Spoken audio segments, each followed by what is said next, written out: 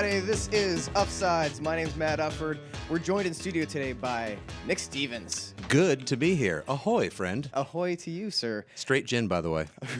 Washing away the pain of last night's Bruins defeat in everything Boston sports of the past week to 10 days. It's been a rough time for the. We feel so bad for you. I know, don't you? When will Boston enjoy some success? When will Boston finally make their mark on the national sports scene? I always feel like such a jerk anytime I ever tweet out something about my disappointment or, a failure in Boston sports. It's just natural. What am I supposed to do? Be like, well, you guys got the best of us again. Good for you. No, losing sucks. You're always supposed to You're not win. allowed to have feelings. That's true. I am from Boston. I just repress my feelings and then pour drink on them. There you go. That's how it's done. Mm-hmm. You are, of course, a big fan of the Boston Patriots, the New England Patriots. They were originally called the Boston Patriots in 1960. And then they were moved to New England. Yeah. Outside of Boston. It's weird how as soon as you leave Boston, you're in New England. That's crazy. They are the only regionally named sports team of the four majors, aren't they not? I don't know. I don't have that Wikipedia page handy. But do you feel that breeze? I brought that from Cape Cod. I do. It's a nice AC blowing on us. We are going to talk about the Patriots because they've had an exciting offseason. What's been going on? Signed Tim Tebow. What? And ever since then, things have come crashing down. He's a curse. He is. Just cut him now. There was no signing bonus. Nope. We had to pay no money forward. That's 2 weeks of him throwing passes and attaching and drawing all the media away. At first, I thought it was a brilliant move by Belichick because it took all the attention away from the Bruins, all the attention away from the Sox.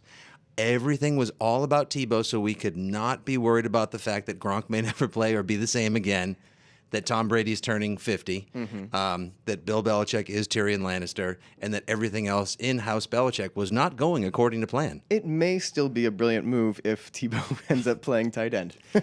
There's no doubt in my mind. It's a matter of time. We're going to get to that because there is the Aaron Hernandez saga, but I want to just hit a couple things on other NFL news. Acknowledge that other teams exist besides the New England Patriots. They do. Hush your mouth. They do. Less so. Eric Decker, wide receiver for the Broncos, of course. Handsome man. He is a handsome man. Now, no longer on the market. Married country singer Jesse James, which, by the way, Jesse James is not just a country singer. I'm familiar with someone else in a different profession, also by that name. Yes. Not big fan of the work. This is look at this. Cut him now, John Fox, for that picture alone. I don't want to say she has mannish hands. She doesn't. Like they're perfectly womanly, but not really graceful hands. That was weird that she put her hand down first, and then Eric Decker's hand was on top of hers. She does. How do you feel about, not to get too Seinfeldian, and it is your program, of course, but how do you feel about girls with man hands? It's not for me. I as a man with delicate hands and little childlike wrists, I can't really go that way. But hey, everybody's got their own little foibles. Nobody's perfect. Right. Somebody, even Megan Fox has like the toe thumbs or whatever. Oh, she does? Yeah, that's what the old 2 out of 10 would not bang thing. Which like her thumbs look like toes. Yeah. Well, I've been looking for a reason to kick her out of bed for eating pizza without a napkin, so there we go. There we go. Also around NFL news, moving on to Pennsylvania. Lancaster, Pennsylvania, I believe, is where the Eagles' LaShawn McCoy has a charity softball game. Oh, it's a great cause. Fans beat the crap out of each other in the stands. We have, and this is not much of a story, but it's a pretty motivating picture. Wow. That's pretty metal. Guy in a Michael Vick jersey. Those pictures are via Penn Live. I believe that's the Patriot News. Damn, did that guy take a puck to the head? Yeah. That's the thing. Sorry. Yes, the Patriot News. A little head laceration bleeds so much. Yeah.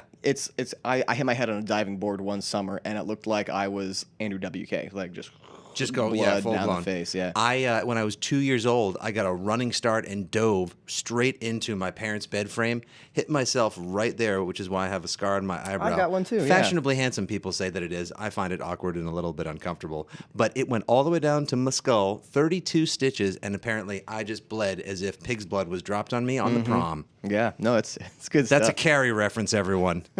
They're remaking it with Chloe Moretz, so It's been done for like 5 years. It will be Terrible. It will be timely yet again. Oh, did you mean to say? I meant to say timely. I'm sorry. No, probably terrible. But I'm Yeah. a big fan of Chloe Moretz. Call me when you're 18.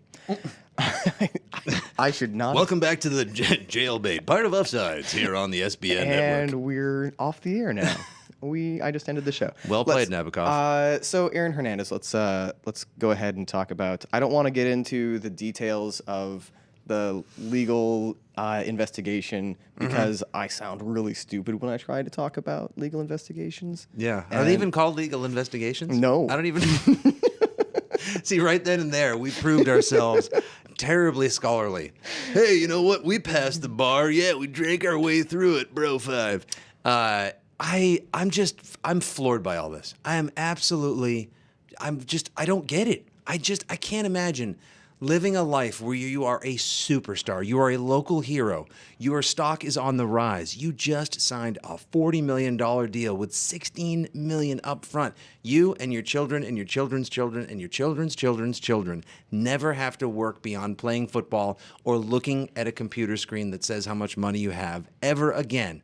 And you go and let somebody else probably have beat someone else up to death in your house, destroy the security system, and then drag them to an industrial park and leave them a mile from your house. Half a mile. Half a mile. Yeah. There's so much forest in New England. Just pay. You've got $40 million. Pay someone to drive them a few more miles away. You're rented from Enterprise. They'll pick you up. Have them drag the body out. This is Odin Lloyd is the victim, semi-pro football player, found shot in the head in the industrial park on Monday, June 17th. The next day, Hernandez doesn't tweet a whole lot, but on June 18th, this is the last time he tweeted. Good morning. Good morning. Nothing to see here, folks. Just good morning. Who are the 282 people that favorited that? I don't know. Retweeted 573 times. Oh, this guy really captured my feelings on this morning. That's just how I felt today. Yeah. No.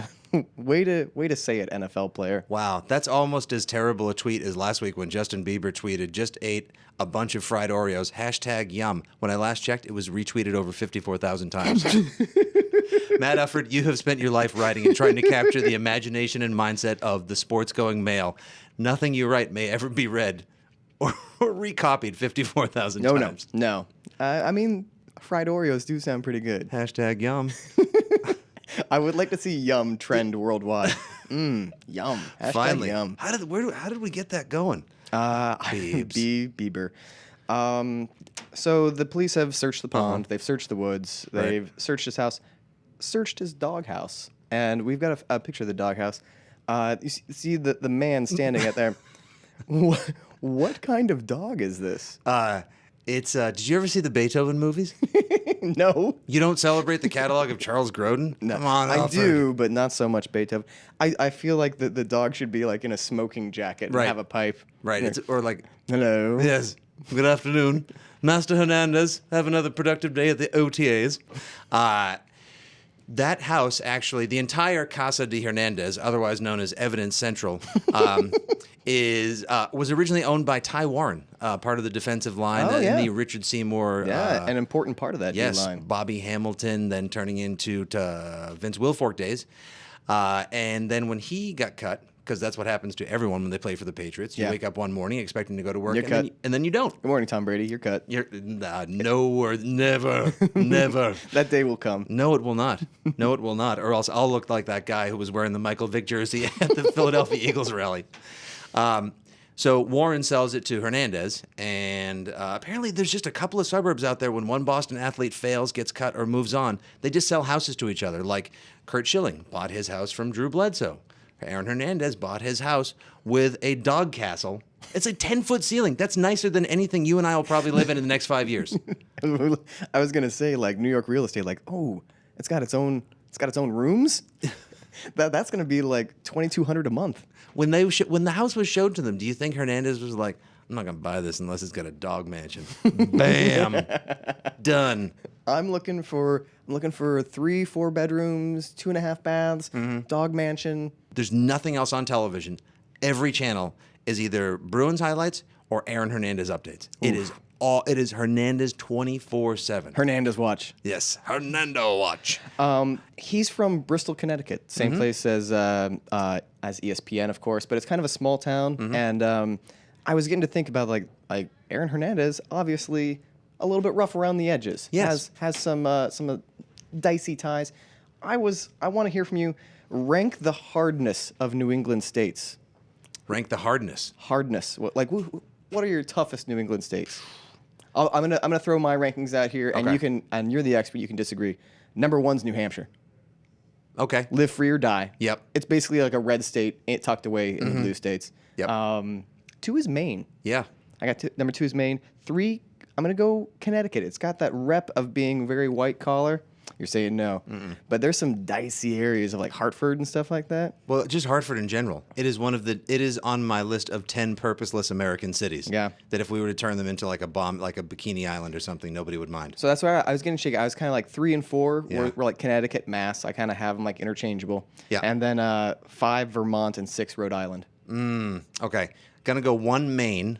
Really? Harder than New Hampshire. Maine hates everybody. Maine just wants to be Maine. Like, there's some weird people that live up in Maine. You can go an hour without seeing anybody in Maine, and you haven't even scratched the surface of how far it takes to get to the next person. It's Alaska, but things are smaller. Yes, like they took the Boston accent and made it worse, and they don't care. And if you make fun of them, they'll beat you. You're like, oh, you want to go north? That's down. Yeah. So I would say Maine is tough. New Hampshire, right underneath it. Granite State, built of bedrock. Like you said, live free or die. Not a whole hell of a lot else to do up in New Hampshire, except say you're from New Hampshire. Yeah. Nice parks. Also, tallest mountain in New England, and people scale it on a regular basis. Mount Washington. Mount Washington. Number 3, Massachusetts, April 15th, 2013. # Boston Strong. Okay. At the town. Sure. The bank. I don't know if you saw the Ben Affleck film. Who didn't? It's a great movie. It's the bank robbery capital of America. Number 4, Connecticut. Okay. 5, Rhode Island. Governor's a real bastard, apparently, because he stiffed Kurt Schilling on those tax credits. Oh. Didn't care about it. Nice. It's a little corrupt down there, but it's just too small. Okay. And number 6, Vermont. Yeah, Vermont's really, they're just making ice cream. Yeah. They just want to, Vermont would just as soon hug you after you kick its ass. We just want to be left alone on our farms and hug animals. We just want to farm organically. Would you care for some kombucha, friend? I think your rankings are solid. I like them. The only reason I put Rhode Island dead last is because like every single person I've met from Rhode Island is just like really funny. And it's just like it is a funny state. Yeah, I feel like the people from Rhode Island have a great sense of humor. Mm-hmm. They probably should because they live in a state that is. It's really not technically a state. It's more like it's a sub-state.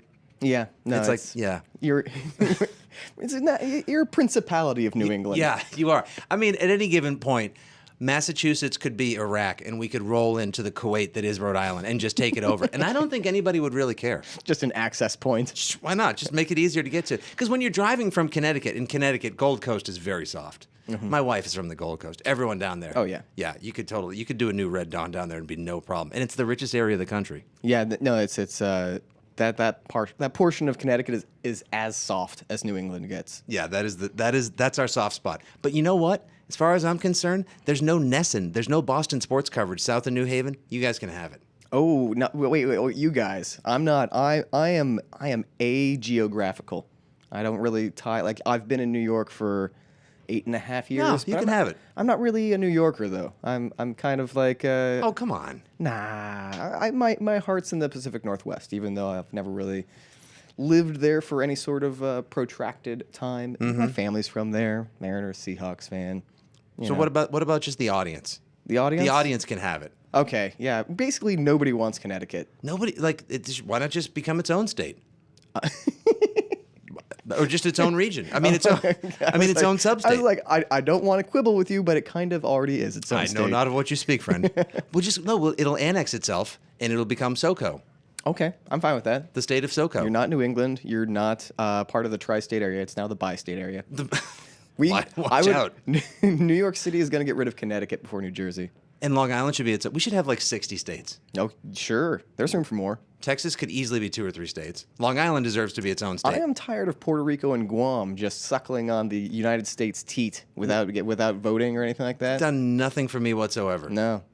Sure, they don't pay taxes, do they? No. Maybe I'm making that up. I don't know. I can just say whatever I want. This is my show. you can. That's the nice part about. You know what? Boom! Right here today, Ufford's Dan. Bam. State of Ufford. Let's move on. I want to talk about, because we're not done grilling you on Patriots thing. Or the Hernandez stuff, which just gets creepier every single day. So let's do this. Let's talk about the tight end problems, the tight end situation. Gronkowski, is he going to be healthy? Mm-hmm. I don't know. Most people, I think, want, and it's tough to see your way past this now, because now you're going to want to rush Gronk back and have him week 1, because there's 0.0% chance that Hernandez is playing a football game for anybody aside from Longest Yard University this coming year, if not ever again. Yeah. Both in New England or anywhere. So now you want to rush Gronk back. But the prevailing sentiment before the Hernandez imbroglio was put Gronk on the pup and then start the season off with Ballard. Jake Ballard. Yeah, Jake Ballard, who they picked up beautifully from the New York Giants. Yeah. He's 6'6". He's a balding man bro dude who he's big, white, and catches passes. He's tatted up, Shockey style. He'll fit in. Sure. He's digging it. You use the combination of Daniel Fells and Manawa Noodle, the Who Man they call him. Yes. I actually had that highlighted and ready to say correctly, and then I didn't put it on my notes section here. So it's Michael Hawan. All I know is whenever he catches a pass, people just go, because that's exactly how you say it. It's Okay. And then Zach Sudfeld. Zach who they picked Sudfeld up from in the Nevada. draft. Yeah, big dude. They free agent or 7th round? No, free agent after the Free draft. agent, 6'7", 260. Big dude, very Gronk-esque as well. Yeah. So Injury problems in Injury college. problems, Yeah. which the Gronk also had as well. Yeah. Same guy did the back surgery, and they said it went well. Of course, they could be saying that to allay fears and concerns. How about if you're Tom Brady? Last year, you once again are the most proficient passer in the NFL. You kind of crapped the bed against the Ravens, but maybe they kind of owed you one, and obviously they were a team of Super Bowl destiny. But you're looking pretty good this year. Oh, great, my bestie goes to my frenemy in Denver.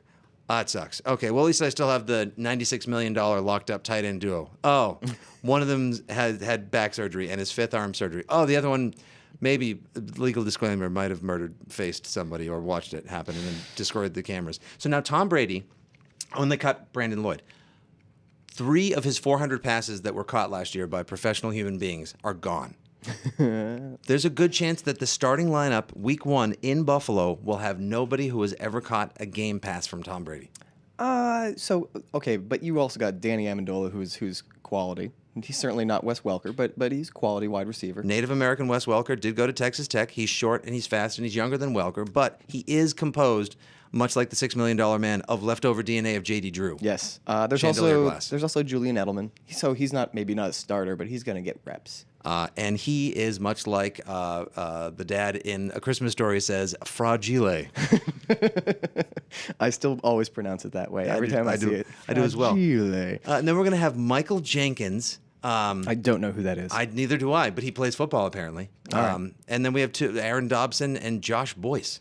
I don't know who those people are. Me neither. But well, you know what? Rough season. You had a good run. Yeah. Now see, I want to tweet come on, Pats, and then everyone's going to write, shut up. Yep. You've already had your football fun. It's the Seahawks time. It is. Oh, man, @ Matt Ufford is just yelling at me on Twitter again. I am so mean to you. Lastly, Bob Kraft admitted recently in 2005 Vladimir Putin stole his Super Bowl ring. Previously, he said that he gave it to him. He corrected that. Then he said, no, I was just joking. Bob Kraft, you're wealthy enough to buy a new Super Bowl ring for yourself. Right. That's $25,000. Bob Kraft sneezes and $25,000 falls out of his jacket. I do like this. Putin was asked about it today. And and this is the quote. I want to read it. If it is such a big treasure for Mr. Kraft and the team, I have a suggestion. I will ask a jewelry firm to make a really good and big thing so everyone will see it as a luxury piece, made of quality metal and with a stone, so this piece will be passed from generation to generation in the team whose interests are represented by Mr. Kraft. This would be the smartest solution partners can ever achieve while tackling such a complicated international problem. Not a Russian accent. I'm not. What? No, what? You and I, come on. Anyone who does dripping with sarcasm. He also said that he didn't remember meeting Kraft or any ring. He's like, they handed out some sort of souvenir. Maybe I have met a small man. He coach on football. I don't remember his ring, but I will not tell you if I took it or not. Like, Vladimir, just say you took it. That's fine. Yeah. Just say you. Honestly, what are you gonna do? Come straight out. What are you gonna do? God, one day after another now, he just continues to get to flip off the United States. He's not going to chase Snowden down. He's not going to hand over Snowden. He's not going to give us back the ring. Putin is big time FUing the US of A right now. Listen, I'm American to my core, but I kind of love that he's just got like, what are you gonna do? I run Russia. Yeah. What do you want to do? What do you want to do? Fight? I'm shirtless and hanging out with wolves. What are you gonna do to me? He's kind of a beast. Yeah. Yeah. Have you? And he's like knows judo. Right. Have you seen him shirtless? Yeah. Yeah. I mean, one of my favorite internet searches. Yeah. Putin shirtless. Putin shirtless, man. I think America is a better place. I find all popular culture, all entertainment in general, and definitely sports more interesting when we have a Cold War in our hands. Oh yeah, obs. Yeah. Plus like Rocky IV. Right? Best movie ever. Best, exactly. Finally, we're getting it started again. I mean, who needs an Archduke Ferdinand to get shot when we can have Bob Kraft lose his Super Bowl 39 ring, which was played in Jacksonville and wasn't even that good of a game to begin with, lost in the hands and pocket of Vladimir Putin. Let's do it. Turn your key now, sir. Launch. Put Aaron Hernandez on that case. We should just have Hernandez. We should have Hernandez go get it back. It was Kissing Susie Colbert had a bunch of photoshops for like movies that it for the Aaron Hernandez thing did up movie posters, and one of them the tagline was Aaron Hernandez is dumb hitman. And I don't know, that just made me laugh. At least I guess we finally figured out at the end of the day. Now we know why he fell to the 4th round. Oh yeah, yep. Character issues. On 3. Listen, we need to close the show. I've got to catch a flight to Chicago. You've got other stuff going on. Wow, that was a half hour just like that. Well, we started a little bit late. Yeah. But still counts the same. We're closing. We still got Fumbler, our Fumbler segment where we check in with what's going on the internet. This is also via our friends at Kissing Susie Colbert. There's Brett Kiesel, who's on the cover of the Backwoodsman magazine. That's a real magazine? This is a real magazine. Quote, dedicated to preserving old frontier living, primitive hunting and fishing, tool and weapons lore, and wilderness survival. Everything I do in my day is dedicated to the preservation of tool and weapons lore. I'm just a man who loves Flint. Now, everyone's going to look at that picture.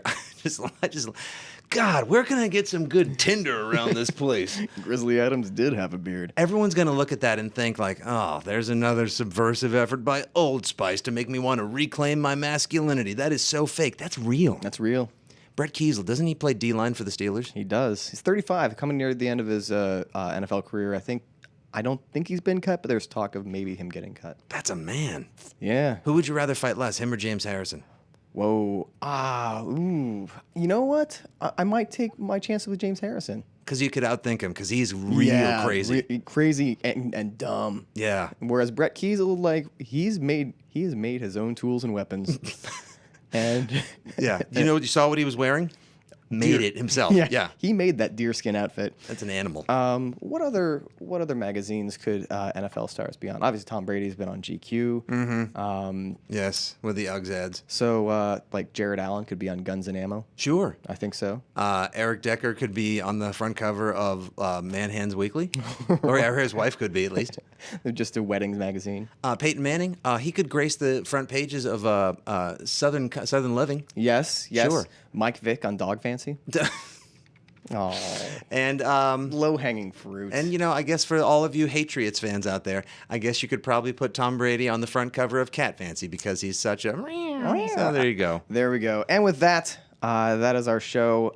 Next week, Anita Marks will be sitting in your chair of CBS Sports Radio. I enjoy her pregame work for the New York Giants. Yeah. She and I are going to talk fantasy football. Yes, she's big into the fantasy football. Yeah, so we're gonna talk about it. Nick, thanks for joining us today, and also I mean it. Good luck to your Patriots. And thank you. I know you mean that. And I look forward to the next time that you yell at me on Twitter. All right, folks. See you next week.